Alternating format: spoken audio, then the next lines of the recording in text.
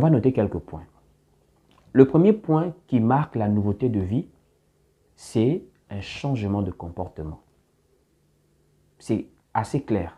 Un changement de comportement, un changement d'attitude. L'apôtre Pierre va dire par exemple, ayez une bonne conduite.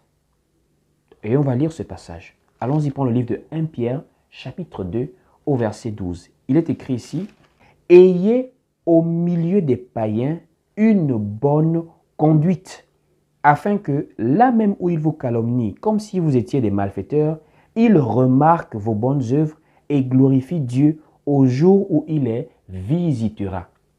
Ici, nous comprenons très clairement que l'apôtre Pierre est en train de parler du comportement. Lorsqu'on parle de la conduite, nous parlons de notre manière de nous tenir devant les autres. Frères et sœurs, le Seigneur avait dit que l'Église, nous sommes la lumière du monde, le sel de la terre. Être la lumière du monde ne veut pas dire nous allons éclairer dans le noir comme l'ampoule que nous voyons ou encore comme les lampes que nous avons dans les campagnes, dans les villages. Non. Être la lumière du monde est une représentation en réalité de la doctrine de vie que nous allons avoir au milieu des païens qui ont une doctrine de vie ou encore qui ont des philosophies de vie assez perverses pour la majorité des gens qui vivent selon les penchants charnels sans aucune restriction morale, sans aucune éthique. Ça veut dire on fait comme cela nous vient dans le cœur, sachant que la nature humaine peut aller parfois à des très grands extrêmes.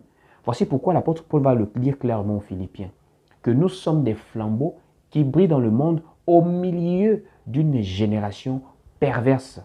Prenons le livre de Philippiens, chapitre 2, au verset 14 à 15. Donc, Philippiens, chapitre 2, du verset 14 à 15, il est écrit ici, « Faites toutes choses sans murmure ni hésitation, afin que vous soyez irréprochables et purs, des enfants de Dieu irrépréhensibles, au milieu d'une génération perverse et corrompue, parmi laquelle vous brillez comme des flambeaux dans le monde. » Donc, l'apôtre Paul, par les saintes lettres, a clairement présenté le monde comme étant pervers.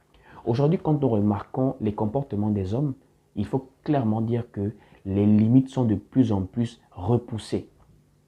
Les gens sont de plus en plus colériques, égoïstes, hautains, blasphémateurs, et cela rejoint même les prophéties qui montrent que dans les derniers jours, il y aura des temps difficiles car les hommes seront égoïstes, insensibles, amis de l'argent, aimant le plaisir plus que Dieu. De nos jours, les gens aiment le plaisir plus que Dieu.